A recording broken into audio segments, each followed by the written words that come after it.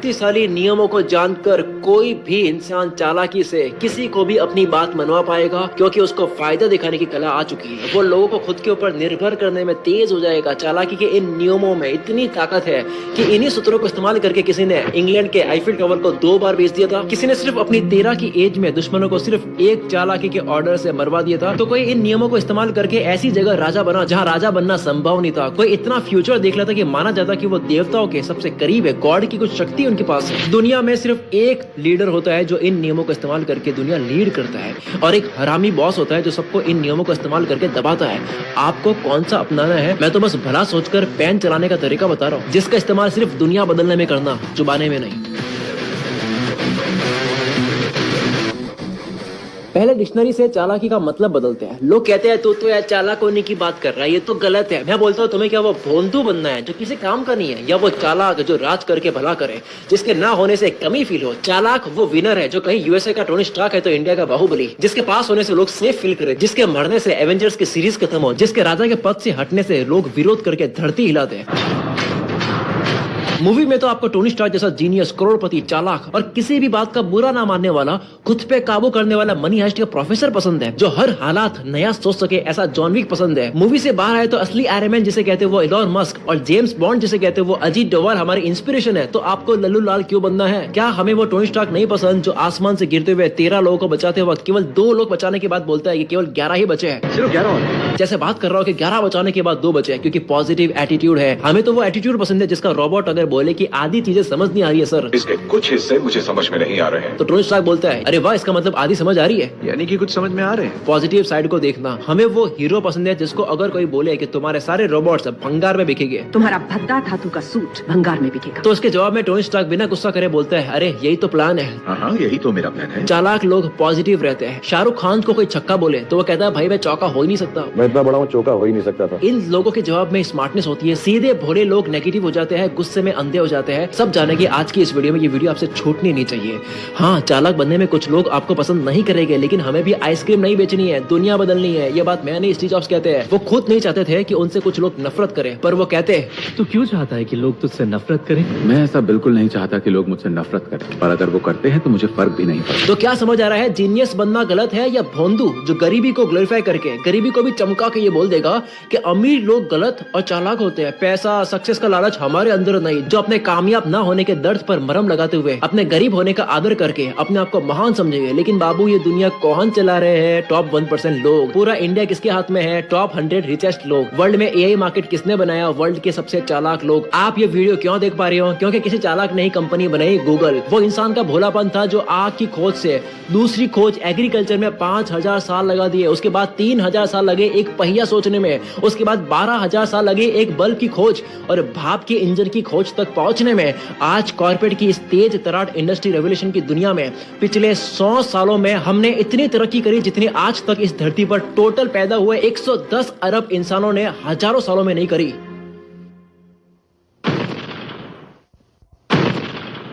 ये जिस चीज से डोर तोड़ रहे हैं इसको बोलते हैं बैटरिंग रैम। एक राजा ने ग्रीस सिटी को अटैक करने के लिए घेर लिया, लेकिन अटैक करना मुश्किल था क्योंकि वहां की मजबूत दीवारें तोड़ने के लिए बैटरिंग रैम की जरूरत थी। एक काफी बड़ा लकड़े का तना। राजा ने अपने इंजीनियर के पास अपने कुछ सोल्जर्स भेजे जो बड़ी बड़ी जहाज बनाने का काम करता था। जहाज में काम आने वाले मास्ट, जो जहाज के बड़े कपड़े को उठाकर रखने वाला लकड़े का जो खंभा होता है। राजा ने सोचा कि इसको ही बैटरिंग रैम बनाएंगे और इससे दीवार तोड़ेंगे। सोल्जर्स पहुंचे इंजीनियर्स के पास और कहा कि शिप में लगे मास्ट यानी कि वही खंभा जो है वो सप्लाई कर दो। इंजीनियर ने कहा कि अरे राजा इतनी बड़ी साइज क्यों मंगवा रहा है, जरूरत थोड़ी है, ट्रांसपोर्ट करने में भी दिक्कत आएगी। सोल्जर्स कह रहे हैं जहाज में नहीं लगाना, कहीं और यूज होगा, तुम बस दे दो वरना मारे जाओगे। इंजीनियर बात पूरी मान गया और सोल्जर्स को भेज दिया कि चलो भाई जाओ। लेकिन सोल्जर्स के जाने के बाद में इंजीनियर का फिर से दिमाग बदला कि भाई मैं तो इतना इंटेलिजेंट हूँ, मैंने अगर गलत साइज भेज दी तो मेरे इंटेलिजेंट होने का क्या फायदा। और उसने वही छोटी साइज भेज दी जो राजा को नहीं चाहिए थी।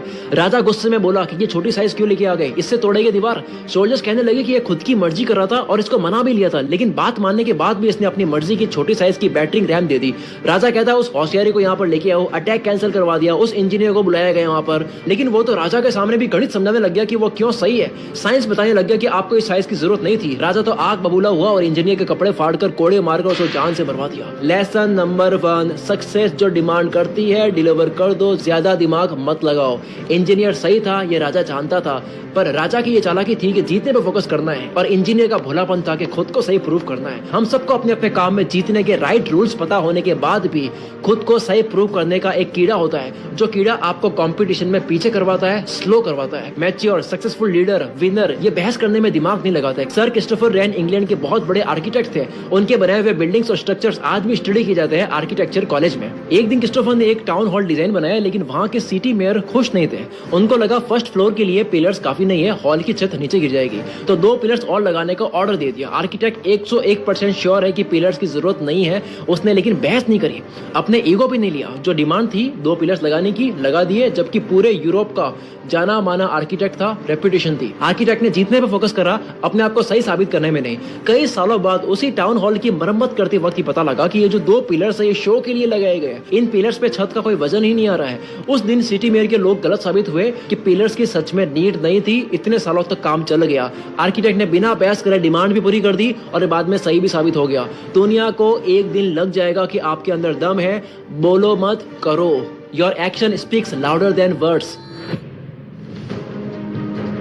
1925 की बात है, 5 बड़े बिजनेस डीलर को एक गुप्त मीटिंग में बुलाया गया। जिनको मीटिंग में बुलाया गया वो लोहे के कूड़े को खरीदने की डील करते हैं। मीटिंग पेरिस के काफी लग्जरी होटल में रखी गई। डीलर्स काफी क्यूरियस थे कि भाई क्या होने वाला है। मीटिंग रखने वाला आदमी काफी गजब की फ्रेंच बोलने वाला जनरल डायरेक्टर विक्टर लस्टिग था, जो कि एक कॉनमैन था, चालाक ठग था। वो डीलर से बोलता कि गवर्नमेंट ने प्लान किया आईफिल टावर को तोड़ दिया जाएगा और उसका मेटल ज्यादा प्राइस देने वाले को बेच दिया जाएगा, क्योंकि आईफिल टावर को रिपेयर करने का खर्चा बहुत बढ़ चुका है, गवर्नमेंट बेचना चाहती है। डीलर्स तो वही पागल हुए, मेटल के वजन को देखकर फायदा कैलकुलेट करने लग गए। सब एकदम रियल लग रहा था, क्योंकि विक्टर की बोल्डनेस बहुत ही गजब की थी, कॉन्फिडेंस बहुत पीक पे था।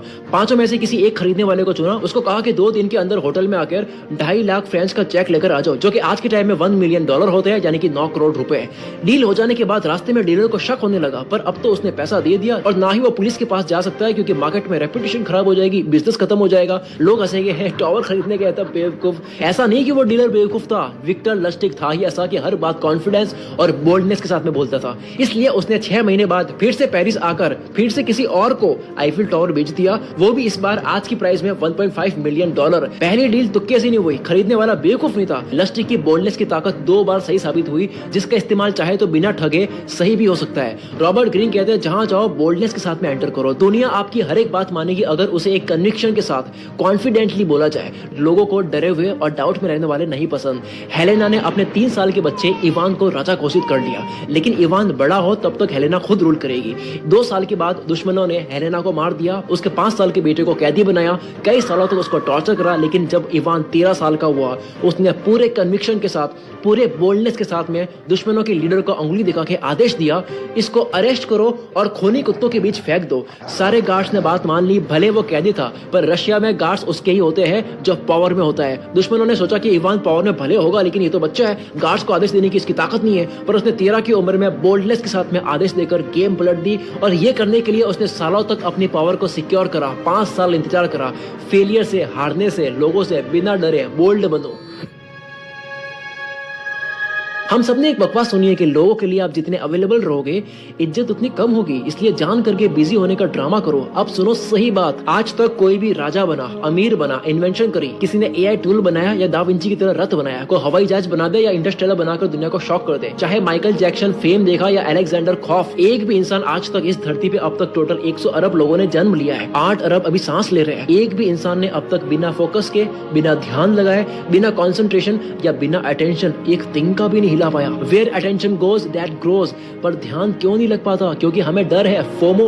मैं अपनी लाइफ में पहले 1 घंटे भी काम टिक कर नहीं कर पाता था, क्योंकि फोमो होता था, फियर ऑफ मिसिंग आउट, कुछ खोने का डर। आज फोमो नहीं जोमो होता है, सुनना समझोगे अभी। हम कहीं भी एब्सेंट रहना नहीं चाहते, दोस्त, रिलेटिव, सोशल मीडिया, इन सब पे अपडेटेड या अवेलेबल रहना पड़ता है। जैसे ही दुनिया से कटे, बेचैनी शुरू, फोकस नहीं होगा। इंसान एक सोशल एनिमल है, ये हमारे अंदर सिस्टम फिट करा हुआ है, उससे कैसे लड़ोगे? जिसके जवाब में एक ही आंसर होता है सबके पास, गायब हो जाओ, अवेलेबल मत रहो, जिससे आपकी रिस्पेक्ट भी बढ़ेगी और काम भी ज्यादा होगा। बाबा यही तो ट्रैप है, बात पूरी समझी नहीं, दुनिया से कट आउट होना और गायब होने को सीक्रेट मान लिया। ऐसे तो हर कैदी साइंटिस्ट होता। गायब होने के दो मतलब है, एक वो जो गायब हो रहा है जबरदस्ती का अपनी रिस्पेक्ट जमाने, लेजी होने के बाद भी बिजी होने का दिखावा। कोई 7 दिन जान के बात नहीं कर रहा ताकि उसकी रिस्पेक्ट बढ़े, कम बोलना, ये सब फालतूगिरी और बचकानी चीजें है। द 40 लॉज ऑफ पावर का लॉ है अपनी एब्सेंस क्रिएट करो, यानी क्या, गायब होने का असली मतलब है काम ही इतना है, फ्लो में हो, बिल्ड मोड में हो, रोज 12 घंटे फोड़ रहे हो कि अब फोमो नहीं जोमो हो रहा है। कभी फियर ऑफ मिसिंग आउट हो रहा था, कुछ खोने का डर, आज वो जॉय ऑफ मिसिंग आउट में बदल गया है। कुछ खोने का मजा, दुनिया से सब खोने का मजा। पिछले 90 दिनों लगातार रोज 12 घंटे शरीर को तोड़ने लगो, फिर देखो हर जगह प्रेजेंट ना रहना, डिसअपियर होना डिफॉल्ट लगेगा। एक है इंस्टाग्राम डिलीट करना और एक है तब भी 1 मिनट फुर्सत नहीं ओपन करने की। दुनिया से गायब होने के, जबरदस्ती की एब्सेंट बनाने के मजे मत लो, मजे काम में लो। गायब होना कोई टास्क नहीं। अभी तो केवल गलत फहमी थी जो सही करी, अब जाके आएगी पॉइंट की बात। इसलिए अगला पॉइंट है, गिलोम को गुलेलमा से बहुत प्यार था। वो कविता लिखता, गाने लिखता था, वो भी बहुत प्यार करती थी। अब यहाँ पर गिलोम की एक मस्ती देखना, उसको एक फीलिंग लेने का मजा आता था, रिकंसिलाइजेशन वाली फीलिंग, झगड़े के बाद समझौते वाली फीलिंग को महसूस करना था उसे। इसलिए झूठा गुस्सा करके लड़के चला गया। उसको लगा कि मेरी बंदी अपसेट होगी, बाद में उसको मनाऊंगा, मजा आएगा, पर वो तो उसके लिए और तरसने लग गई, प्यार बढ़ने लग गया। गुलेलमा तो यहाँ पर नाराज ही नहीं हो रही है। गिलोम उससे फिर से मिला, धमकी दी, कड़वे वर्ड्स बोलकर दिल दुखाने की कोशिश करी, लेकिन अब गुलेलमा इतनी नाराज हो गई कि कसम खा ली कि अब इससे मैं कभी नहीं मिलूंगी। अब यहाँ पर गिलोम को पछतावा हो रहा कि भाई ज्यादा हो गया, ये क्या कर दिया मैंने। हालात ऐसे हुए कि जब वो फिर से मिलने गया तो उसने मिलने से मना कर दिया, अपने सेवकों से कहलवा दिया कि भाई उसको बोल दो कि भाग जाए यहाँ से। 1 साल तक वो नाराज रही, उसने कई लेटर्स, पोएम्स लिखी, उसके बिना वो दुखी रहा, लेकिन चलो मान गई, अंत में माफ कर दिया उसे। और जो फीलिंग उसको चाहिए थी लड़ने के बाद, रिकंसिलाइजेशन वाली, वो उसको मिल गई। लेकिन वो भले ही नाराज थी, लेकिन प्यार था। गिलोम के बिना लाइफ अधूरी थी। उन दोनों का प्यार दूर होने से आग की तरफ फैला, ना कि मोमबत्ती की तरफ बुझा। ये केवल प्यार में नहीं, दुनिया में भी अप्लाई होता है। आपके एब्सेंट पे डिमांड की आग लगनी चाहिए। आपके बिना दुनिया में कौन सा ऐसा काम है जो नहीं हो सकता। आपके ना होने से जो एक फर्क दिखने लगता है, वो आपकी वैल्यू है, वही आपकी कमाई है। दुनिया इसी रूल पे चलती है। नावल रफीकांत कहते हैं कि अगर आपके पास में कुछ ऐसा है जो किसी और को सिखाया जा सकता है इजीली, तो आप रिप्लेसेबल हो जाओगे। हो जाओगे क्या, हो गए, एआई ने कर दिया।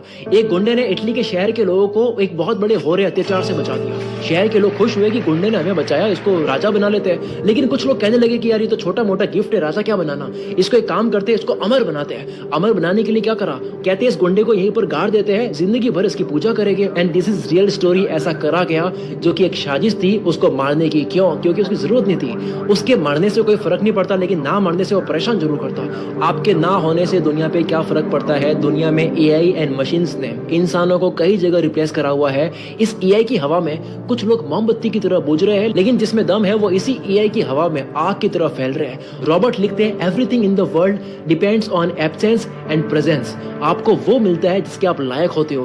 पूरी दुनिया डिमांड एंड सप्लाई पे चलती है। आपसे ऐसा क्या सप्लाई होता है जिसकी इतनी डिमांड है कि अगर वो रोक ली जाए तो दुनिया को फर्क पड़े।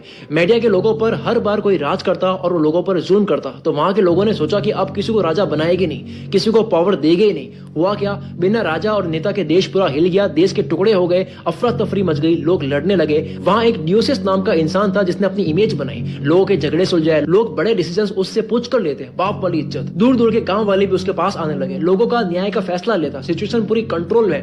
अब ड्यूसिस का मन हुआ चलो अब जज की कुर्सी से हट जाते हैं, लोगों को खुद पे निर्भर करके रिटायर हो गया और हालात फिर से बिगड़ गए। लोग उसके पास आने लगे और आगे से कहने लगे आ जाओ राजा बना लेंगे। ड्यूसिस केवल वापस ही नहीं आया बल्कि उसको राजा बनाया। उसके लिए एक शानदार पैलेस बनाया गया कि अब वो हर किसी से मिल नहीं सकता, कोर्ट के लोग भी हफ्ते में एक ही बार मिल सकते हैं। लोग उसको कम देखने लगे, इज्जत बढ़ने लगी क्योंकि बेफालतू का गायब नहीं हो रहा, बेफालतू का कम नहीं दिख रहा, काम था, लायक था। इसलिए उसने 53 साल तक ऐसे एम्पायर चलाया, जबकि लोग राजा तो बनाना भी नहीं चाह रहे थे, जरूरत भी नहीं थी। ड्यूसिस ने अपनी जरूरत का एहसास दिखाया गायब होकर। अगर ड्यूसिस में दम नहीं होता, उसकी रिटायर होने से कोई फर्क नहीं पड़ता।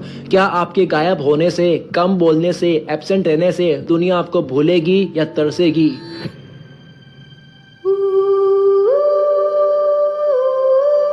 कॉस्मोलॉजी होता है यूनिवर्स के वजूद में आने से इसके एंड तक देख लेना, कैसे कॉस्मोस या यूनिवर्स बना, पास्ट और फ्यूचर की बड़ी पिक्चर देखना। विजन देखने की ताकत यह है कि इमेजिन करो कि आप टाइम मशीन से 2010 में चले गए और तब से आज तक की हर एक इंडस्ट्री, मार्केट, स्टॉक या ग्राफ पता है क्योंकि आप फ्यूचर से हो। क्या तब बोल्ड एक्शन लेने से डरोगे? जितना पैसा, टाइम, एनर्जी दे सकते हो सब दोगे, एक दिन वेस्ट नहीं करोगे, पूरी जान लगा दोगे, सब गवाने के लिए तैयार हो जाओगे सिर्फ उस एक सक्सेस को पाने के लिए। क्यों? क्योंकि श्योर होगा। लेकिन भाई ये जो अब 2010 में टाइम मशीन में जाने के बाद रिस्क लेने का एहसास करा है, इतना ही रिस्क और बोल्ड एक्शन लॉन्ग टर्म सोचने वाले लोग लेते हैं क्योंकि वो 10 साल की गेम खेलते हैं। जेफ बेजोस 100 साल की विजन को लेकर ब्लू ओरिजिन कंपनी में काम कर रहे हैं। इन्होंने एक 350 करोड़ रुपए खर्च करके एक क्लॉक बनाई है जो 10,000 साल तक चलेगी, जिसका एक कांटा साल में एक बार टिक करेगा, दूसरा 100 साल में एक बार टिक करता है, ताकि दुनिया उस घड़ी को देखे, बड़ा सोचे, लॉन्ग टर्म सोचे। 350 करोड़ का एक रिमाइंडर बनाया जो 10,000 साल इंसान को याद दिलाएगा कि दूर की सोचो, फ्यूचर की सोचो। एंशिएंट ग्रीक्स की कॉस्मोलॉजी के हिसाब से कुछ वॉरियर्स फ्यूचर देख पाते थे, आने वाली हर चीज दिखती थी, हर डिटेल। वॉर में क्या होता, कोई फ्यूचर देख ले वही जीत होती। गेम ऑफ थ्रोन्स में भी दिखाया गया कैसे वॉर से पहले उनके देवताओं से वो भविष्य जानते हैं, क्योंकि इंसान किस्मत का शिकार होता है, उसे अपना कल का खतरा नहीं पता, इसलिए आज तैयारी नहीं कर पाता। जो कल देख ले वो गेम जीत ले। ओडिसियस जो ग्रीक मैथोलॉजी का हीरो था, वो वर्तमान से आगे देख लेता, उसका कई कदम आगे का प्लान रेडी रहता, वो किस्मत को चुनौती देता। सबको ऐसा लगता कि वो फ्यूचर को कंट्रोल करने की ताकत में देवताओं के सबसे करीब है, गॉड्स की कुछ शक्ति है उनके पास में। करिस्मेटिक पर्सनैलिटी या एक विनर का सबसे बड़ा साइन है वो फ्यूचर भाप लेता है। दुनिया को उसके अंदर एक पावर, एक शक्ति दिखाई देती है, लेकिन सही मायने में उनके पास कोई शक्ति नहीं थी, विजडम थी, बुद्धि थी। पहले के वक्त में ज्ञान होने को ही शक्ति मानते थे, क्योंकि उस वक्त कुछ भी सीखना डिफिकल्ट था, सोर्सेस नहीं होते थे। आज के वक्त की तरह लाखों बुक्स नहीं होती थी। पहले ओडिसियस जैसा योद्धा वॉर का फ्यूचर देखता था, तो आज के लोग बिजनेस का, टेक्नोलॉजी का फ्यूचर देखते हैं। पहले तलवार से वॉर होती थी, आज AI war, knowledge war, business और पैसों की वॉर में कुछ लोग फ्यूचर देख के जीत रहे हैं, क्योंकि ये लोग बुक्स पढ़ते हैं, ज्ञान लेते हैं। बिल गेट्स कहते हैं अगर मुझे कोई अनोखी शक्ति पाने का मौका मिले तो मैं फास्ट बुक पढ़ने की शक्ति लूंगा। दुनिया में साइकोलॉजी कैटेगरी के अंदर 50 ऐसी फेमस बुक्स है जो अगर आपने ढंग से पढ़ ली तो कोई भी आपकी बात मानेगा। आप एक कंफ्यूज्ड इंसान नहीं बल्कि एक कॉन्फिडेंट लीडर हो गए, जो किसी बाहर की दुनिया की डेंजर पर्सनैलिटी से खुद को प्रोटेक्ट कर सके, खुद को बचा सके। इन बुक्स को माहिर करने के बाद में आप बिना लड़े, बिना बहस करे